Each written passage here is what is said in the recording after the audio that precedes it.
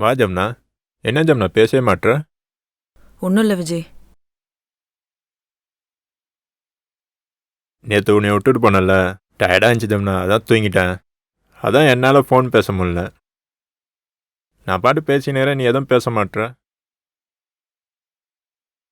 என்னன்னு சொல்லு ஜம்னா. ஒன்றும் இல்லை விஜய். என்ன ஜம்னா, உங்கள் வீட்டில் நம்ம லவ் மேட்டர் தெரிஞ்சிச்சா? அதெல்லாம் ஒன்றும் இல்லை விஜய். எங்க அப்பா அவங்க தங்கச்சி பையனை கல்யாணம் பண்ணிக்க சொல்லி டார்ச்சர் பண்றாரு. கொஞ்ச நாள் சொல்லி 1 வருஷம் போயிடுச்சு. இதுக்கப்புறம் எங்க அப்பாவை என்னால சமாளிக்க முடியல விஜய். ஏதாவது பண்ணு விஜய். அப்போ உங்கள் அத்தை பையனே கல்யாணம் பண்ணிக்கோ. காமெடி பண்ணாத விஜய். காமெடிலாம் இல்லை, சீரியஸாக உங்கள் அத்தை பையனே கல்யாணம் பண்ணிக்கோ. என்ன கழட்டி விட பாக்குறியா? ஏ லூஸு, சும்மா தாண்டி சொன்னேன்.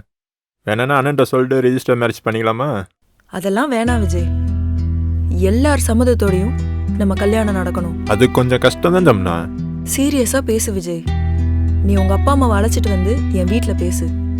அப்படி ஒத்துக்கலன்னா நம்ம வேணா ரிஜிஸ்டர் மேரேஜ் பண்ணிக்கலாம்.